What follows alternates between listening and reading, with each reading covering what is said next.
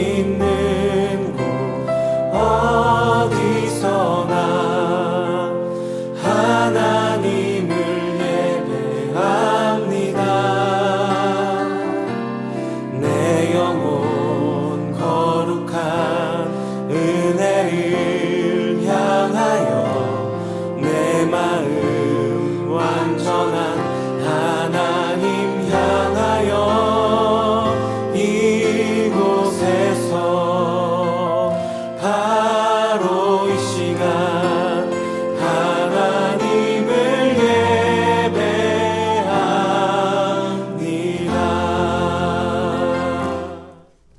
할렐루야. 여러분 모두 반갑습니다. 오늘도 복된 주일을 맞아서 예배의 자리에 앉으신 우리 개부터 한인교회 모든 성도들과 혹 한국이나 또 타국에서 이 예배에 함께하고 있는 모든 지체들에게 하나님의 은혜와 복주심이 가득하기를 주님의 이름으로 축복합니다. 어제 새벽에 한국에 계신 우리 친구 목사님께 전화가 와서 제가 잠깐 통화를 했습니다.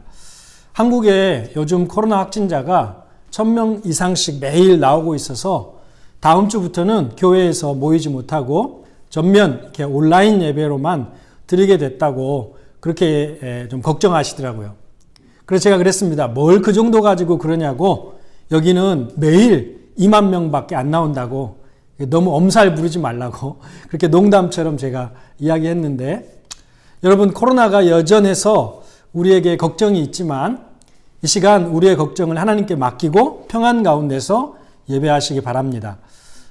예배하는 가운데 하나님께서 우리를 이 어려움 가운데 건져주시도록 기도하실 수 있게 되기를 바랍니다. 신실하신 하나님께서 우리를 지키시고 우리의 한숨이 변하여 기쁨이 되게 하실 줄 믿습니다. 아멘. 자, 이제 마음을 정돈하고 예배를 시작하겠습니다. 먼저 사도신경으로 우리의 믿는 바를 하나님께 고백드림으로 예배를 시작하겠습니다. 나는 전능하신 아버지 하나님, 천지의 창조주를 믿습니다. 나는 그의 유일하신 아들 우리 주 예수 그리스도를 믿습니다. 그는 성령으로 잉태되어 동정녀 마리아에게서 나시고 본디오 빌라도에게 고난을 받아 십자가에 못 박혀 죽으시고 장사된 지 사흘 만에 죽은 자 가운데서 다시 살아나셨으며 하늘에 오르시어 전능하신 아버지 하나님 우편에 앉아 계시다가 거기로부터 살아있는 자와 죽은 자를 심판하러 오십니다. 나는 성령을 믿으며 거룩한 공교회와 성도의 교제와 죄를 용서받는 것과 몸의 부활과 영생을 믿습니다. 아멘. 아멘. 자, 이제 찬송가 31장 찬양하라 복되신 구세주 예수 찬양을 하나님께 드리겠습니다.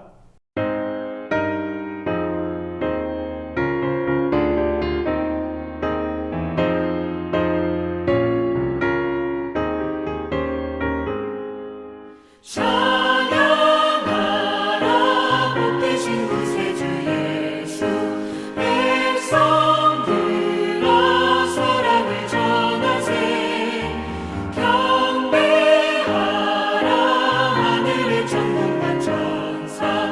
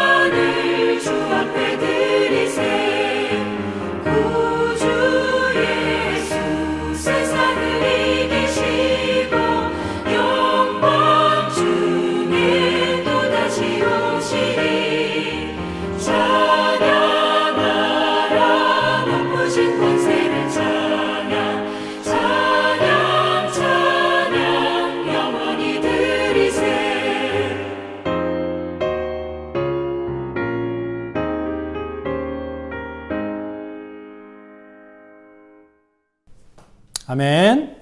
이 시간 예배를 위해서 우리를 대표해서 박혜경 집사님께서 기도해 주시겠습니다. 다 같이 기도하겠습니다.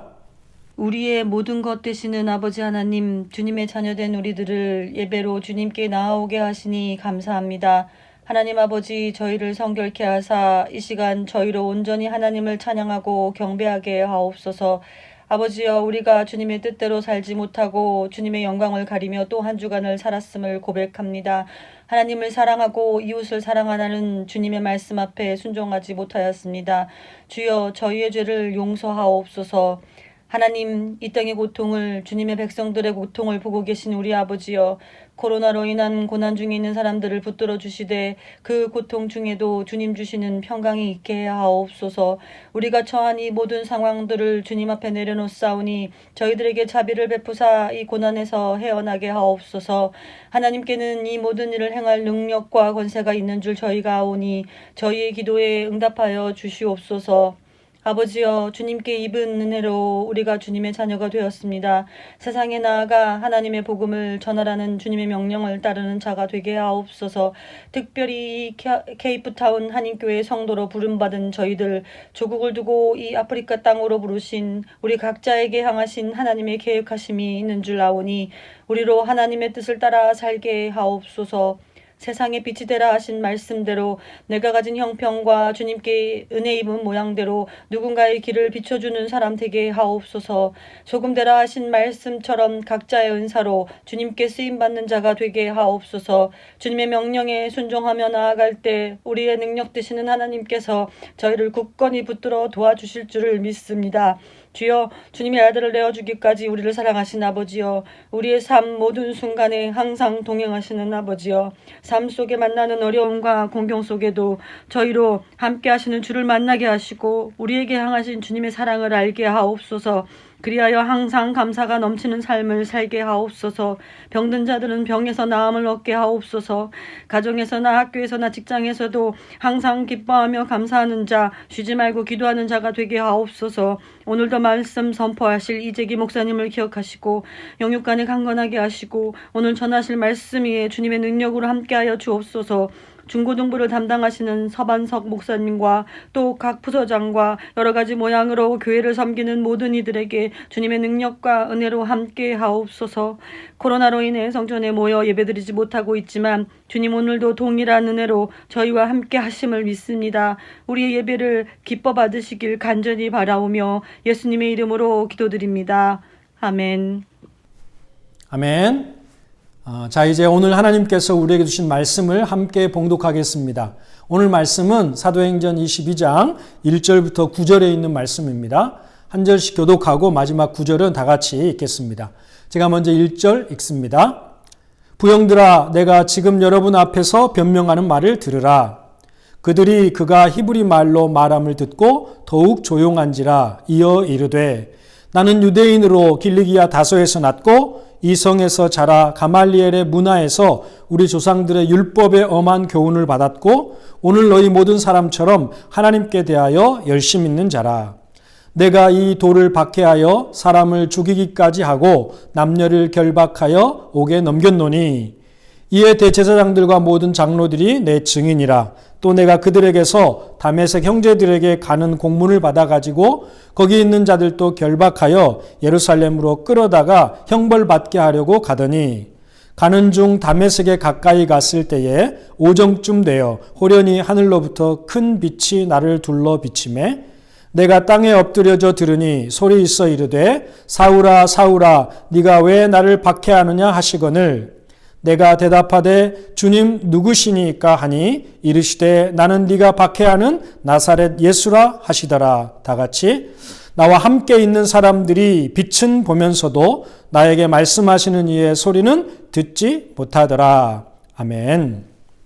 아멘. 이 말씀은 하나님의 말씀입니다. 자, 이제 하나님 말씀 듣겠습니다. 오늘은 내가 변화된 이유라는 제목으로 하나님 말씀 전합니다. 여러분, 지난주 우리는 맥주 감사 주일을 보냈습니다. 저도 한 주간 보내면서 나에게 일어나는 모든 일은 하나님이 다 주관해 주시는 것이니까 무조건 내가 감사하는 믿음으로 이렇게 살아야 되겠다 이렇게 다짐하고 했는데 글쎄 금방 그 결심이 무너지는 연약함을 경험했습니다. 지난주에 만 50세 이상 되는 사람들 이제 백신을 맞기 위해서 등록을 할 수 있게 되었지 않습니까? 그래서 제가 한국 나이로 올해 51살이 되었으니까 당연히 50세 이상 백신 대상자가 됐겠지 이렇게 생각하고 홈페이지에 들어갔습니다. 첫 화면에 Are you 50 years or older? 그러니까 당신은 50살 혹은 그 이상이 됐습니까? 이렇게 물어요. 그래서 제가 Yes 이렇게 선택하고 여권 번호, 이름, 생년월일을 딱 넣고 등록 버튼을 딱 누르니까 이런 메시지가 뜨는 거예요. 현재 백신 접종을 위한 등록은 50세 이상만 가능하고 50세 이하는 나중에 빨리 등록할 수 있게 마련하겠다, 기회를 마련하겠다 이런 메시지가 뜨면서 안 되더라고요. 다시 계산해 보니까 한국 나이로는 제가 51살인데 아직 생일이 지나지 않아서 만 49세하고 10달이더라고요. 그래서 순간 2달만 생일이 빨랐어도 이번에 백신을 맞을 수 있었는데 하는 생각이 들면서 하나님 2달만 저를 좀 빨리 태어나게 하실지 하는 원망 아닌 원망을 하고 있는 제 모습을 봤습니다. 백신 그거 조금 빨리 못 맞게 됐다고 여러분 우리를 이 땅에 보내시는 그 때와 시는 다 하나님이 정하시는 것인데 하나님이 하신 일을 저도 모르게 원망하고 있더라 그 말입니다. 생각해보면 우리는요 우리의 생각대로 안 되면 금세 원망에 빠지더라고요. 이렇게 됐으면 좋겠다, 저렇게 되었으면 좋겠다 하는 내 생각이 있고 또 자기 계획이 다 있지 않습니까? 그런데 자기가 생각하고 또 계획한 대로 안 되었을 때에도 여러분 우리 믿음의 사람들은 하나님이 더 좋은 생각과 더 좋은 계획이 있음을 믿고 내 생각대로 안 된 것을, 내 계획대로 안 된 것을 감사할 수 있어야 되는데 그렇지 않고 원망하게 되더라 그 말입니다. 그럼 우리는 아무 생각도 계획도 하지 말아야 할까? 그건 아니죠. 생각을 가지고 또 계획을 하면서 기도해야 되겠죠. 하지만 우리의 생각과 계획대로 안 되는 일이 있지 않습니까? 근데 그럴 때에도 실망하거나 원망할 일이 아니라 내 생각대로 또 내 계획대로 안 된 것을 보니 하나님이 더 좋은 생각과 하나님의 계획이 있으신가 보다 이렇게 하면서 감사할 수 있어야 그것이 진짜 신실하신 하나님을 믿는 그 믿음의 모습이라고 할 수 있는 것입니다. 할렐루야. 아멘. 감사하게 생각해 보니까 이번 주에 35세부터 49세 이렇게 연령대가 이제 접종 등록이 시작된다고 발표가 나왔습니다. 근데 이번 주 목요일부터 35세부터 49세에 해당되신 분들은 백신 접종 등록하시면 이제 8월 1일부터 접종을 시작한다고 합니다. 얼마나 감사한 일입니까? 저도 제가 50세 이상이 그 나이의 그룹에 해당되고 그래서 이제 나도 내 인생의 이제 반환점을 돌았구나 이렇게 생각했는데 아직 아니더라고요. 아직 35세부터 49세 아직은 젊은 층에 해당되니 여러분 얼마나 감사한 일입니까? 여러분 제가 아직 젊습니다. 아직 젊은 서반선 목사님이랑 같은 묶음으로 이렇게 취급받으니 얼마나 감사한 일입니까? 할렐루야. 아멘. 자, 우리는 계속 사도행전의 말씀을 우리가 살펴보고 있습니다. 오늘은 22장 말씀을 중심으로 내가 변화된 이유라는 제목으로 말씀을 나누는데요. 지난 시간까지 몇 차례에 걸쳐서 우리가 살펴본 내용은 바울이 이제 3차 전도 여행을 마치고 예루살렘 교회에 돌아오는 내용이었습니다. 바울이 3차 전도 여행을 마치고 예루살렘에 꼭 들려야 한 이유는 그 마게도냐 지역의 이방 교회들이 당시에 가뭄으로 인해서 어려움을 겪고 있던 이 예루살렘 교회에 그 어려움을 돕기 위해서 기도하는 가운데 거둬준 헌금이 있었는데 바울이 그 이방 교회가 예루살렘을 위하여 섬겼던 그 헌금을 직접 가지고 가서 전달해 주기 위해서 예루살렘 교회 또 예루살렘으로 가려고 했던 것입니다. 사실 바울은요 3차 전도여행을 마치고 나서 그 제국의 중심이었던 로마에 가서 전도할 계획을 가지고 있었습니다. 이런 계획을 가진 바울에게 예루살렘을 다시 방문하는 일은 사람의 생각으로는 매우 번거롭고 또 시간을 많이 지체하는 일이었습니다. 꼭 바울이 하지 않아도 되는 일처럼 보였습니다. 그럼에도 바울이 직접 이방교회가 거둬준 헌금을 전하기 위해서 직접 예루살렘에 들리려고 한 것은 그 이방교회 성도들의 마음과 사랑이 담긴 그 헌금을 예루살렘 교회에 전달하는 일이 아직도 이방 지역에 복음이 전파되고 이방인들이 믿음을 갖게 되고 또 교회를 이루었다는 것에 대해서 약간은 이질감 혹은 색안경을 끼고 보는 예루살렘에 있는 그 유대인 그리스도인들에게 이방인들도 유대인들처럼 복음을 받았고 그들도 성령을 받았고 이제 그리스도 안에서 예루살렘 교회나 이방 교회들이나 모두 그리스도의 한 몸이 되었고 또 한 지체가 되었음을 이 구제헌금이 그 유대인이나 헬라인이나 주 안에서 하나가 되었다는 그 복음을 아주 선명하게 실제적으로 보여주는 증거가 되는 것이기 때문에 복음, 즉 하나님은 예수 그리스도 안에서 유대인이나 헬라인이나 차별 없이 구원하시는 그 하나님의 그 복음을 증거하는 것이었기 때문에 바울이 이 일을 꼭 하려고 했던 것입니다. 바울은 자신의 그 예루살렘 행이 하나님의 바람이었다고 이야기하죠. 그래서 내가 성령에 이끌려 간다. 성령의 강권하심에 따라서 그래서 내가 무슨 일이 있어도 심지어 목숨을 걸고라도 예루살렘에 가려고 했던 것이죠. 자, 그런데 바울의 이런 예루살렘 행을 많은 사람들이 반대했습니다. 그것도 성령으로 충만한 사람들, 그리고 자기가 제일 믿고 의지하는 최측근들이 예루살렘에 가면은 당신이 붙잡히게 되고 또 핍박을 당하고 또 이방인의 손에 넘겨질 것이 자명하기 때문에 예루살렘으로 올라가지 않았으면 좋겠다. 올라가지 말아라. 이렇게 만류를 하고 나선 것입니다. 근데 이런 만류에 바울이 어떻게 반응했죠? 나는 주 예수의 이름을 위하여 결박을 당할 뿐 아니라 예루살렘에서 죽을 것도 나는 각오하였노라. 이렇게 단호하게 자신의 뜻을 밝히죠. 누가 말리겠습니까? 아무도 못 말리죠. 그래서 바울은 아끼는 사람들도 그리고 바울을 그렇게 아끼던 사람들도 또 바울과 지금 함께 예루살렘을 가고 있는 바울의 측근들도 그 일행들도 주의 뜻대로 이루어지길 바랍니다. 그러면서 더 이상 말리는 것을 이제 그치게 됩니다. 마치 골고다 언덕의 십자가의 길을 가로막던 제자들과 베드로의 그런 만류를 뒤로하고 뚜벅뚜벅 십자가를 향해 세상을 구원하는 그 구원의 사명을 위해 거침없이 걸어가시던 예수님처럼 바울도 붙잡힘과 핍박이 기다리고 있는 것이 확실한 그 예루살렘에 그리고 사람들이 그 길을 만류함에도 하나님이 주신 그 사명의 길을 완수하기 위해서 모든 것을 하나님께 맡긴 채로 거침없이 예루살렘을 향해서 걸어왔던 것입니다. 자, 아니나 다를까 예상했던 대로 바울이 예루살렘에 들어와서 예루살렘 교회의 지도자들을 만나서 헌금을 전달해주고 며칠이 지나지 않아서 바울에게 핍박이 가해지기 시작했습니다. 아시아로부터 온 유대인들이 바울이 성전에 있는 것을 보고 사람들을 충동질해서 바울을 공격하게 만듭니다. 바울이 이방인들에게 유대인들을 비방하고 다녔고 율법을 지키지 않아도 된다고 주장했다고 또 예루살렘에 와서는 성전에 이방인을 데리고 들어가서 이 거룩한 성전을 더럽게 했다고 그렇게 고발을 한 것입니다.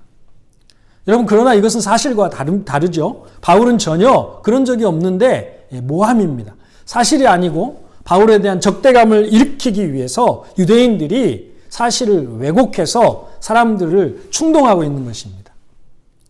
바울은 전도하면서 율법을 무시하거나 유대인들을 비방한 사실이 없어요. 더군다나 성전에 이방인을 데리고 들어간 적이 없습니다. 사실은 누군가 바울이 성전 가까이에 있는 시장에 예배소 사람 드로비오와 함께 있는 것을 보고 아마 바울이 성전에도 데리고 갔을 것이다 이렇게 넘겨짚은 것입니다. 유대인을 비방하고 율법을 어긴 것은 유대 민족에 대한 반역행위이고 또 성전에 이방인을 데리고 들어간 것은 그게 사실이라면 거룩한 곳을 더럽힌 신성모독이 되기 때문에 이 말을 들은 유대인들은 분노했고 바울을 죽이려고 달려들었던 것입니다. 자, 유대인들이 바울을 붙잡아서 끌고 다니면서 때리고 막 죽이려는 듯이 집단 폭력이 가해졌고 그래서 큰 소동이 일어났습니다. 그런 상황에서 이 사실을 로마 군대의 천부장이 알게 돼서 급하게 출동을 합니다. 사실 천부장이 바울을 살리기 위해서 간 것은 아닙니다. 천부장은 자기가 맡고 있는 지역의 치안을 담당하는 사람이었기 때문에 자신이 담당하고 있는 그 지역의 질서 유지를 하기 위해서 그런 차원에서 출동한 것입니다. 그런데 조금만 늦게 왔어도 바울은 유대인들의 손에 죽었을 거예요.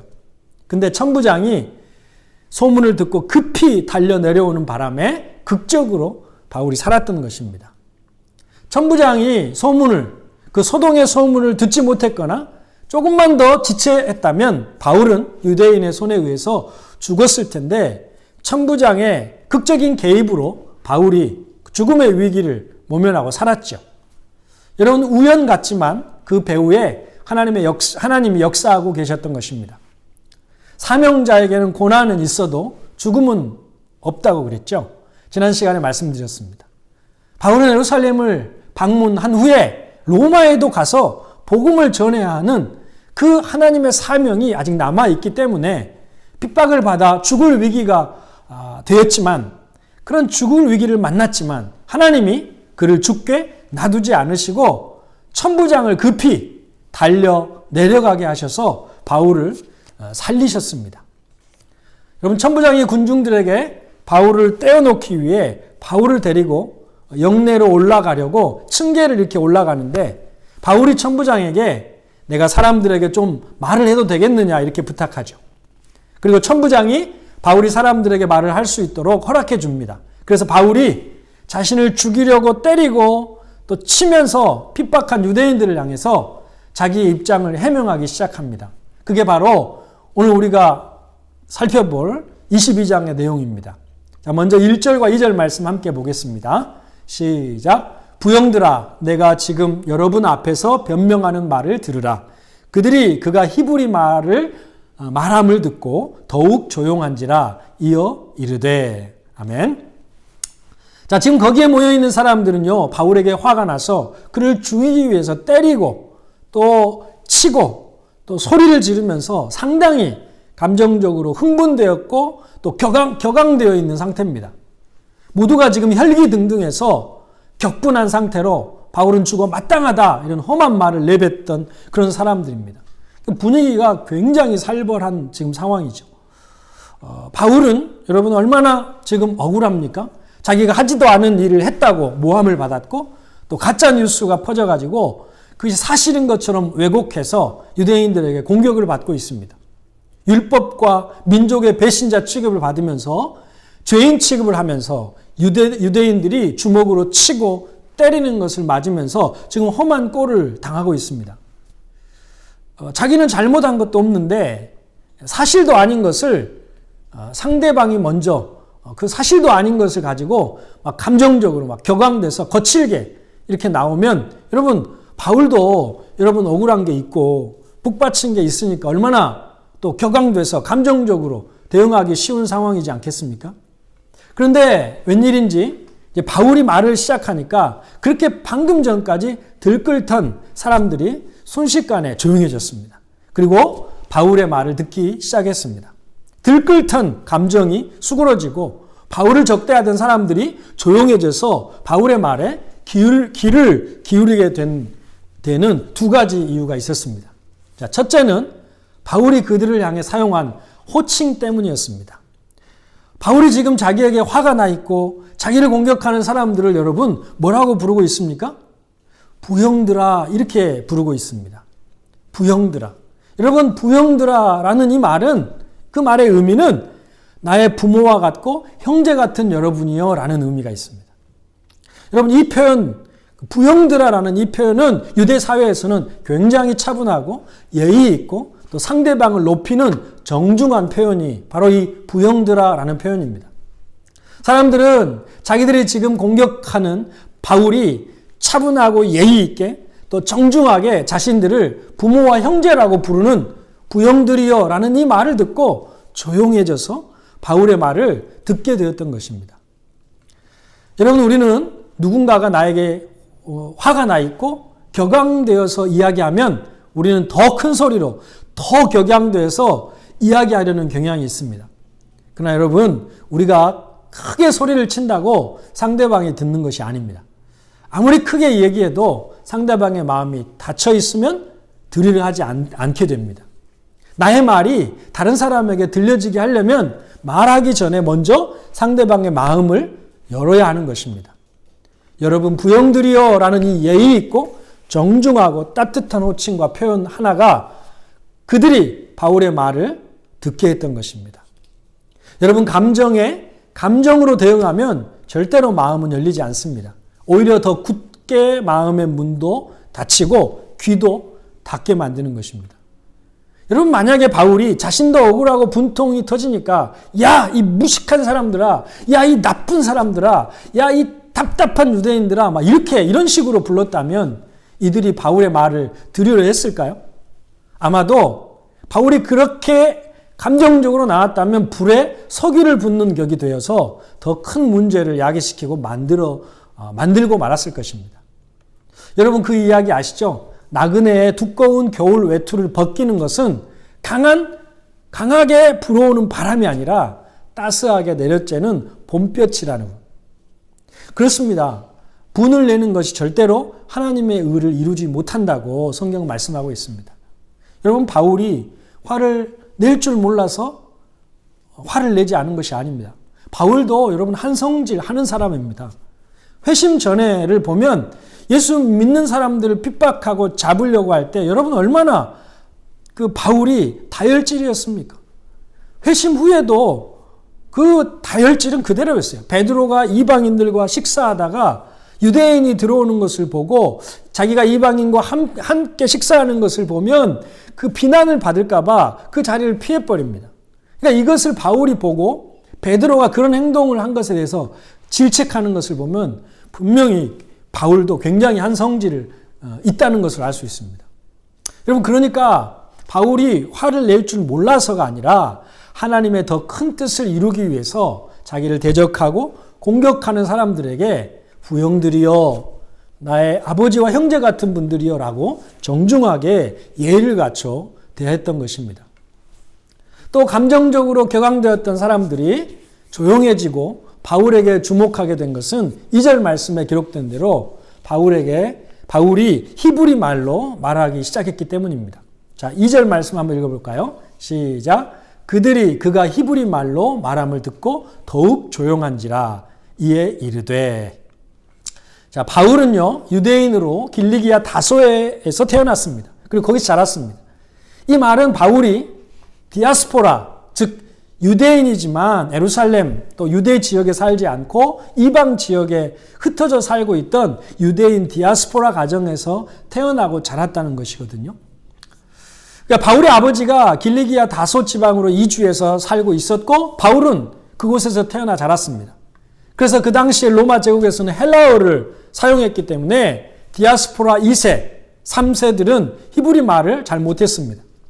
유대인이지만 히브리 말을 해도 굉장히 서툴렀던 경우가 많았어요. 우리 캡타운은 안 그렇지만 미국 같은 이민사회는 2세, 3세들은 한국말을 하긴 하는데 굉장히 서투르잖아요. 굉장히 잘 못하잖아요. 그래서 막 이렇게 말해요. 나는 미국에서 자라서 한국말 잘 못해요. 막 이러지 않습니까? 바울은요, 이방에서 태어나고 자란, 그러니까 헬라어권에서 자란 디아스포라였고, 또 이방 지역을 주로 다니면서 사역을 했기 때문에 당연히 헬라어로 말할 줄 알았는데 아주 유창한 히브리 말로 말하는 것을 그들이 들으니까 유대인들이 자기 언어, 자기 문화에 대해 굉장히 자긍과 자부심이 가지고 있는데 그런 히브리 말을 바울이 너무 유창하게 잘하니까 그것만으로 인정을 했다고 해야 할까요? 히브리어를 잘 배워서 유창하게 할 수 있었던 것이 바울이 유대인들에게 자신을 변론하고 또 복음을 전하는데 굉장히 도움이 된 것을 알 수 있습니다. 여러분 바울은 히브리어만 유창하게 한 게 아니라 여러분 헬라어도 굉장히 유창하게 잘했습니다. 그러니까 로마 천부장에게 내가 사람들에게 좀 말을 할 수 있게 허락해달라고 이렇게 부탁할 때 바울은 천부장에게는 또 유창한 헬라어로 말했습니다. 자, 우리 21장 37절 한번 읽어볼까요? 같이 읽습니다. 시작. 바울을 데리고 영내에 들어가려 할 그때에 바울이 천부장에게 이르되 내가 당신에게 말할 수 있느냐? 이르되 네가 헬라어 말을 아느냐? 자, 여러분 보세요. 바울이 천부장에게 내가 이 사람들에게 좀 말을 할 수 있겠느냐? 이렇게 물었을 때 말해라, 하지 말라 이렇게 대답해야 되는데 그렇게 대답하지 않고 놀라면서 어떻게 말해요? 너 헬라어 말을 할 줄 아느냐? 이렇게 이야기하거든요. 그러니까 당시에 로마가 세계를 지배하던 때니까 헬라어가 만국 공통어였죠. 그러니까 웬만한 사람들은 대부분 다 헬라어를 할 줄 아는데 그러니까 바울은 그냥 할 줄 아는 정도가 아니라 천부장이 깜짝 놀랄 정도로 그러니까 지식층에서 주로 사용하는 그 코인의 그릭이라고 해가지고 상당한 고급 헬라어를 구사할 줄 아는 그러니까 상당히 헬라어 유창하게 잘했던 것입니다. 바울이 이렇게 헬라어를 능통하게 할 줄 알았던 것도 이렇게 바울이 그런 위기를 넘기는데 쓰임을 받은 것을 알 수 있죠. 여러분 이 사실을 통해서 우리가 받을 교훈이 있다고 생각합니다. 여러분 언어뿐이겠습니까? 무엇이든지요. 잘 준비해 두면 하나님께서 그것을 유용하게 쓰실 때가 있습니다. 무엇을 배우든지 진지하게 그냥 시간을 때우듯이 이렇게 하지 않고 최선을 다해서 배워두면 하나님께서 필요할 때 또 필요한 곳에 귀하게 쓰시더라 그 말입니다.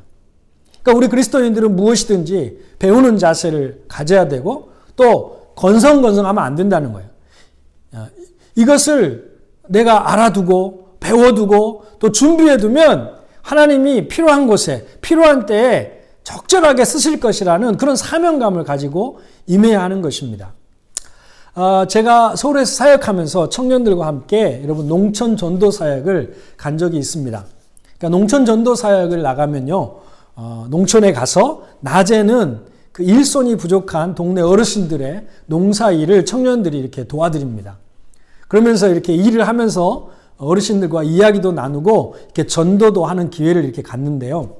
어느 집에 갔더니 할머니 할아버지가 댁에 계시는데 이제 그 할머니 할아버지가 이제 풀을 베려고 준비하고 있었어요. 그래서 이제 풀을 베는 제초기가 그 할머니 할아버지 댁에 있었습니다.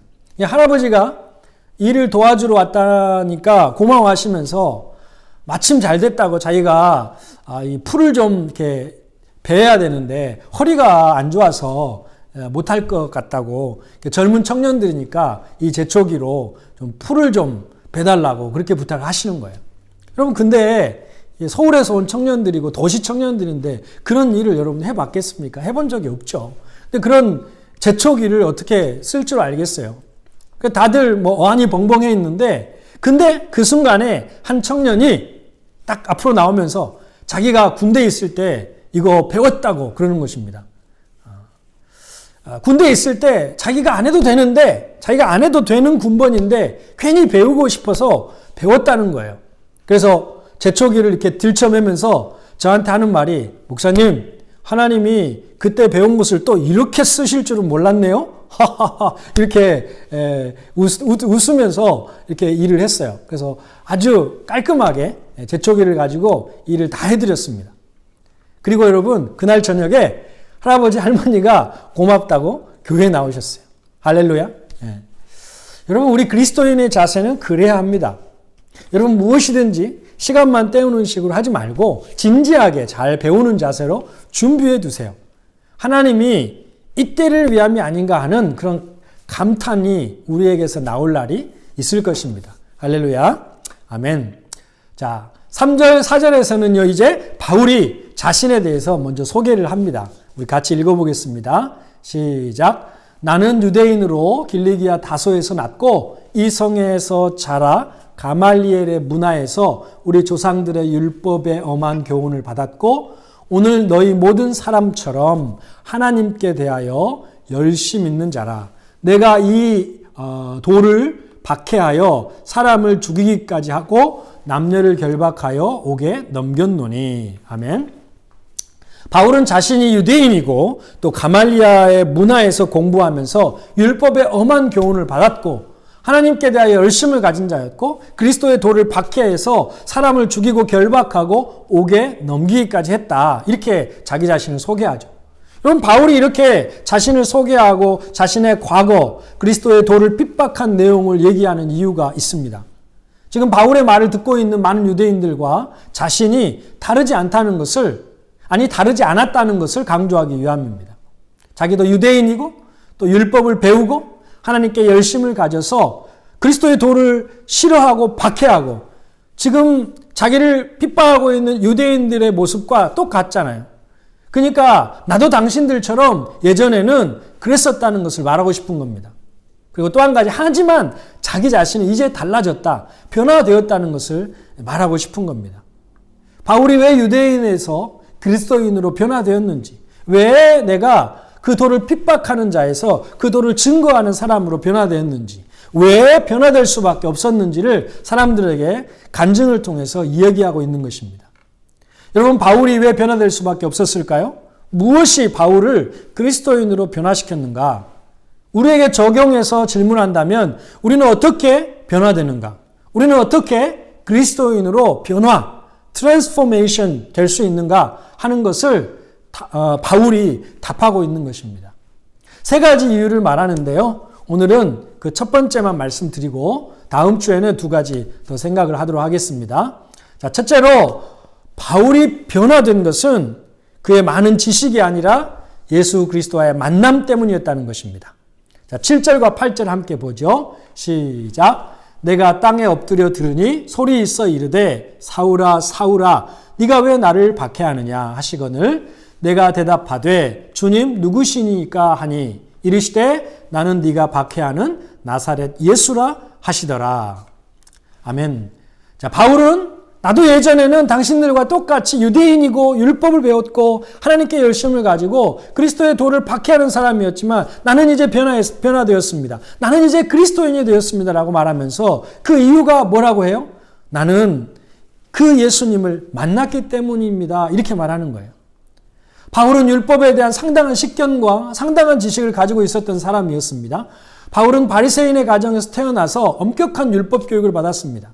그러니까 유대법으로는요, 5살이 되면 성경 공부를 시작하고 10살이 되면 율법과 중요한 문헌들을 외우기 시작합니다. 그러니까 최고의 또 율법학자인 가말리아의 문화에 들어가서 많은 지식을 배운 사람입니다. 그런데 여러분, 바울의 그런 많은 지식의 결과가 무엇이었습니까? 사람들을 무고히 핍박하고 옥에 가두고 죽이기까지 하는 사람으로 만들었습니다. 바울의 많은 지식이 오히려 바울이 진리에서 멀어지게 만들고 진리에 역행하게 만든 것입니다. 여러분, 그런 경우가 많습니다. 이곳 남아공의 아파르테이트, 여러분 인종차별 정책이 어디서 시작됐습니까? 신학 지식으로 무장한 신학자들이 인종차별을 정당화할 수 있는 신학적 지식을 제공했기 때문에 위정자들이 불편한 마음 없이 인종차별을 한 것이거든요. 여러분, 지식이 우리를 변화시킬 것 같지만 우리의 믿음은요, 많은 지식이 아니라 주님과의 만남에서 시작되는 것입니다. 유대인들도 어려서부터 율법을 배우며 율법에 대한 많은 지식이 자신을 특별한 사람으로 또 진리의 사람으로 변화시켜 줄 것이라고 믿었습니다. 하지만 그들의 많은 지식은 오히려 하나님의 진리에서 그들을 멀어지게 만들었고 더 편협하고 더 고집스러운 사람들이 되게 했을 뿐이었습니다. 그리고 오늘 이처럼 다윗을 핍박하고 박해하고 복음을 전하는 사역자인 바울을 죽이려고 하는 데까지 이른 것입니다. 오늘 바울을 핍박하는 유대인처럼 말입니다. 그렇다면 여러분, 많은 지식이 불필요하냐? 그렇지 않습니다. 하지만 만남이 없는 지식은 자기를 더욱 위험하게 만들 수 있습니다. 하나님과의 만남이 없이 많은 지식으로 머리만 커지면 그것이 사람을 오히려 잘못되게 할 수 있다는 것입니다.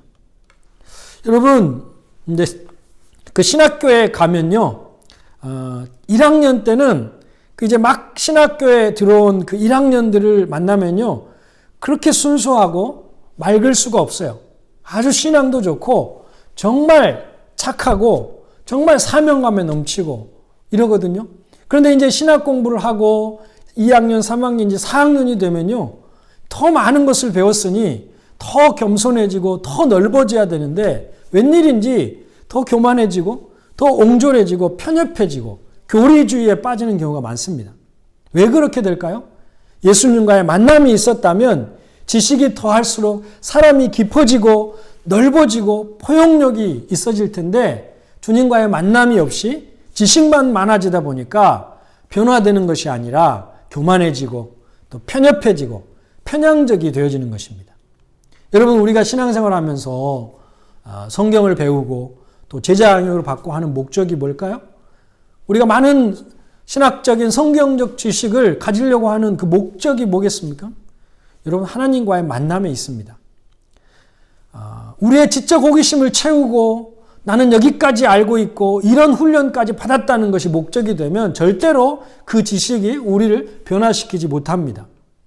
여러분, 그 아주 신실했던 우리 믿음의 선배들, 그 어려운 상황 속에서 하나님을 섬겼던 우리 믿음의 1세대들을 보면요. 여러분, 그때는 성경 공부 프로그램이나 또 제자 훈련이나 이런 거 없었습니다. 하지만 그들은요, 하나님과의 만남이 있었습니다.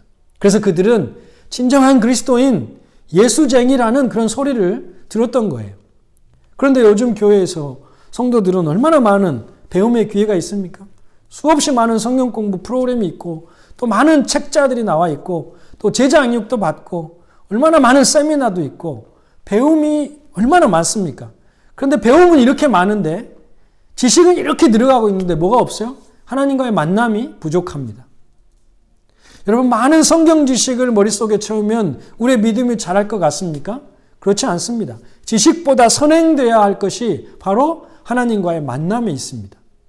바울은 지금 이 이야기를 하고 있는 것입니다. 자신이 유대인으로서 어려서부터 율법을 배우고 가말리엘의 문화에 들어가서 많은 지식을 가졌지만 그 지식이 자신을 변화시키지 못했고 오직 예수 그리스도와의 만남이 자기 자신을 변화시켰다고 사람들에게 증거하고 있는 것입니다.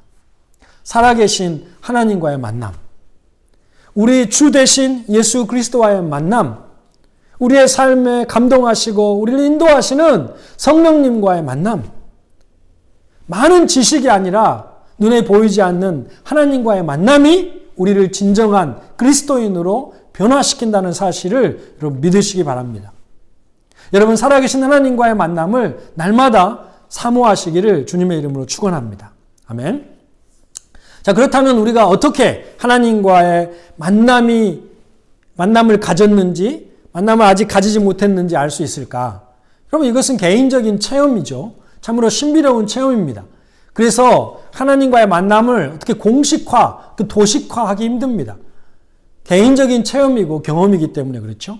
자, 그런데 어떤 사람이 하나님을 만난 사람인지 알 수 있는 방법은 있습니다. 그것이 바로 열매를 보고 아는 것입니다. 하나님을 만난 사람은 그 삶에 열매가 나타나게 되어 있습니다. 그 열매라는 것은 다름이 아니라 한번 하나님을 만난 사람은요, 하나님께 압도되어 살아간다는 것입니다. 하나님의 존재의 그 위대함과 하나님의 임재의 영광스러움에 압도되어 본 사람은 철저하게 하나님 중심적인 삶을 살게 되어 있다는 것입니다. 하나님을 만난 사람은 그분의 살아있는 말씀이 철저하게 자신의 삶의 기준이 되어서 옳고 그름을 판단하고요. 하나님의 말씀에 근거해서 해야 하는지 하지 말아야 되는지 하는 것을 결정하고요. 무엇이 더 가치 있는 것인가에 대한 그 가치 판단의 기준이 내게 유익한가, 내게 무익한가 하는 것이 아니라 철저히 하나님의 말씀의 다림줄에 의해서 그 가치를 측정하게 되는 것입니다. 하나님을 만난 사람은 자신의 삶을 열심히 살아가지만 그 삶의 목표는 오직 한 가지가 됩니다. 내게 사는 것이 그리스도니 죽는 것으로 유익함이라. 내가 살아도 주를 위하여 살고 죽어도 주를 위하여 죽나니 그러므로 사나 죽으나 내가 다 주의 것이로다.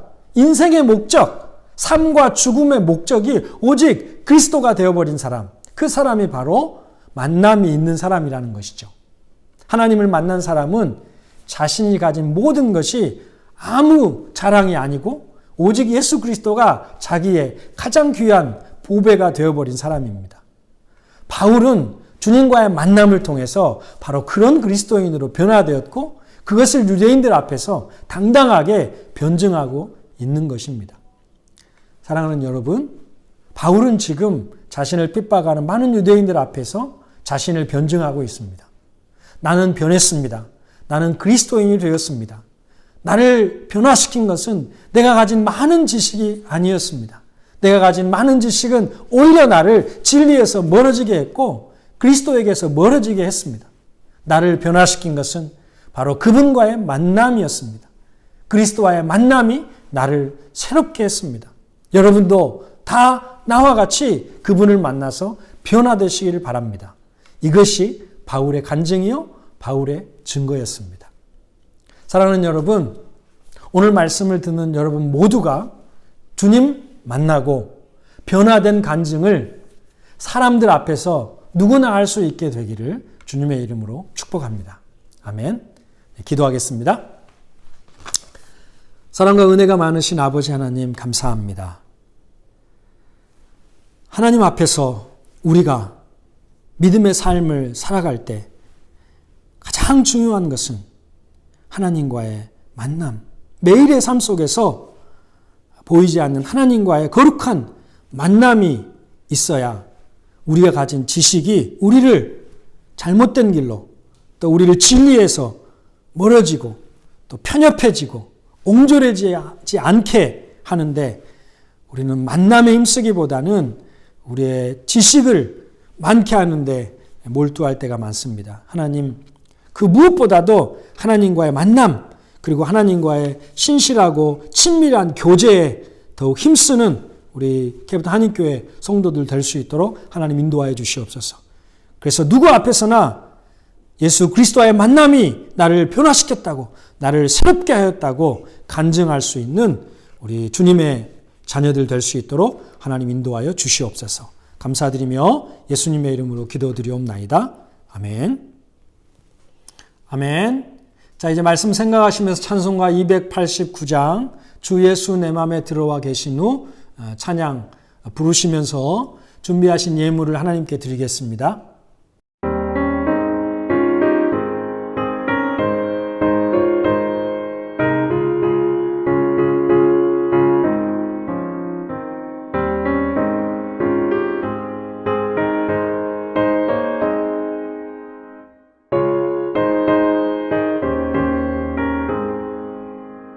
주 예수 내 맘에 들어와 계시고 변하여 새 사람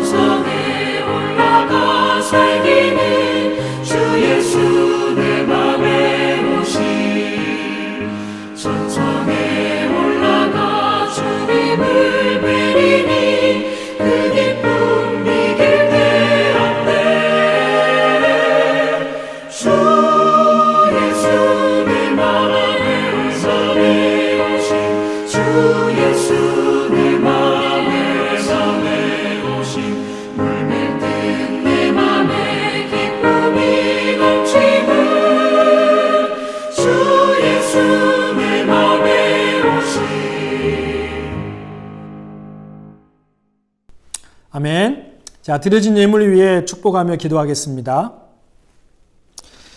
여호와를 의지하는 자는 시온산이 흔들리지 아니하고 영원히 있음 같도다.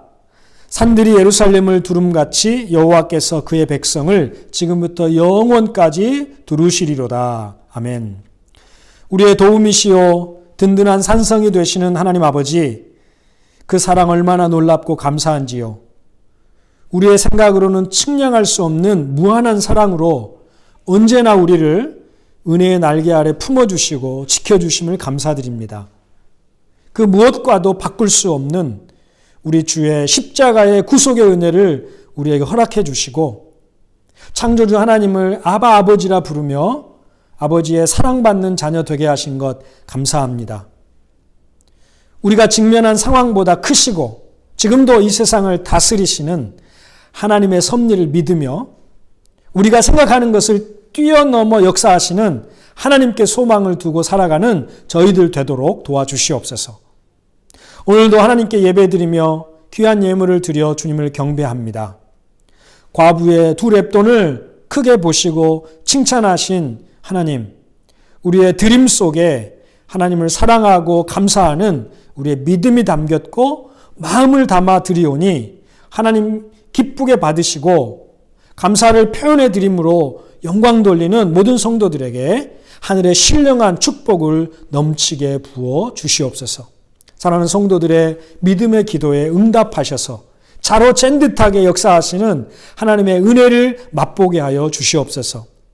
영적으로 곤비치 않도록 날마다 새 힘을 주시고 성령으로 충만하게 하셔서 그 입에서 감사와 찬양과 하나님께 대한 사랑의 고백이 멈추지 않게 하여 주시옵소서.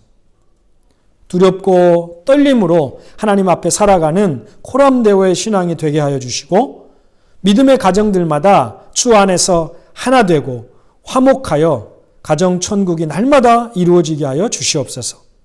가정의 현실적인 필요에도 하나님이 공급하심이 넘치게 하시고 어려움이 불평이 되지 않고 하나님의 선한 손의 도움을 바라는 믿음의 시간들이 되게 하여 주시옵소서.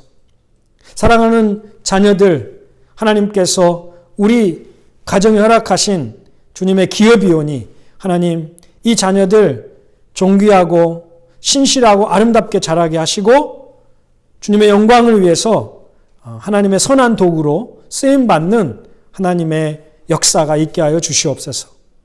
몸이 아픈 성도들에게 치료의 광선을 비춰주시고 아픔 가운데 하나님께 드리는 찬양이 멈추지 않게 하여 주시고 이제 많은 분들이 백신 접종 대상이 되고 또 시작하게 될 텐데 백신의 부작용이 발생하지 않도록 지켜주시고 어려운 일 생기지 않도록 주여 인도하여 주시옵소서.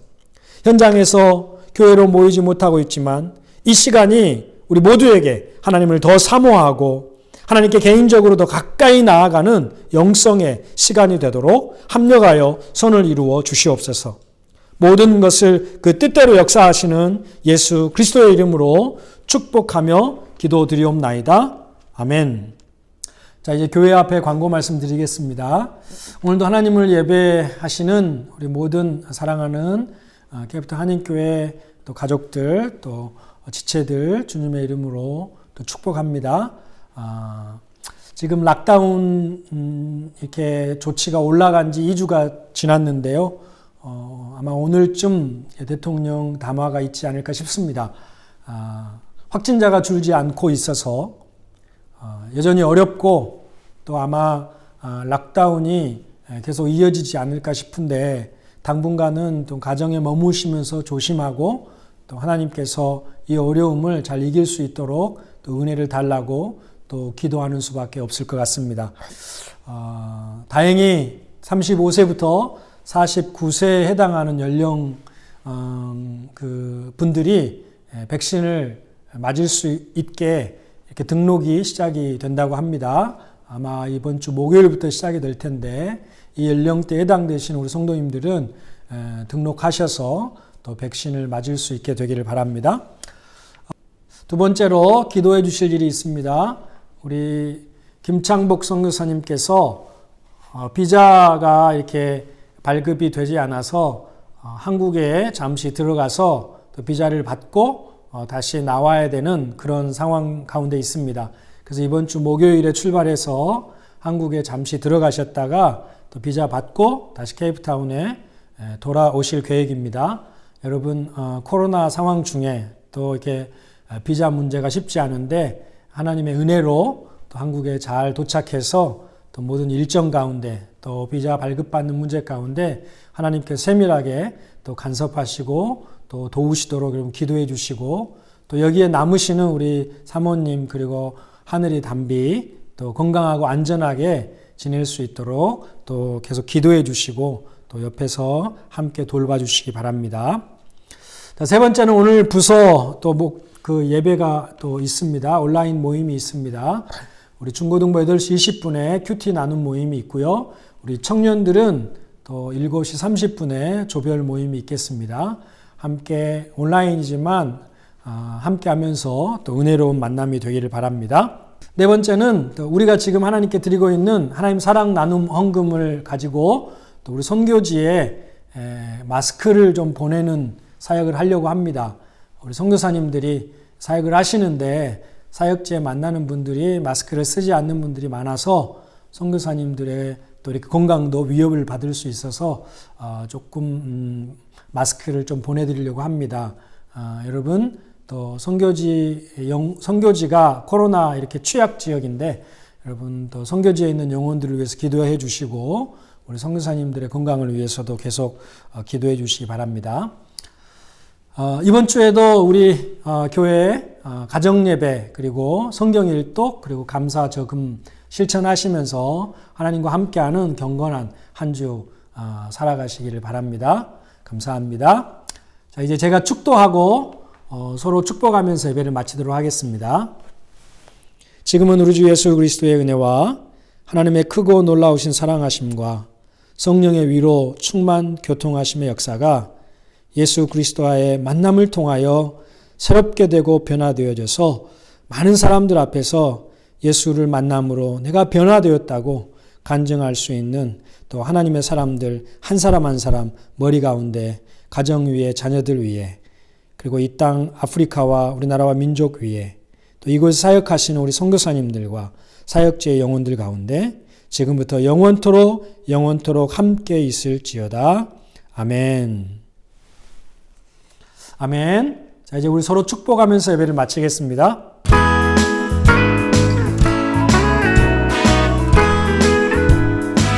축복합니다. 축복합니다. 주님의 이름 서로를 바라보면서 축복합니다. 축복합니다. 주님의 사랑으로 이곳에 모인 주의 거룩한 장에게 주님의 기쁨과 주님의 사랑이 충만하게 넘치기를. God bless you. God bless you. 아멘. God bless you. God bless you. 축복합니다. 축복합니다. 주님의 사랑으로. 네, 예배를 마쳤습니다. 이번 한 주간도 하나님과 함께 하시면서 하나님과의 만남을 사모하시면서 은혜로운 한 주, 건강한 한 주 보내시기 바랍니다. 감사합니다.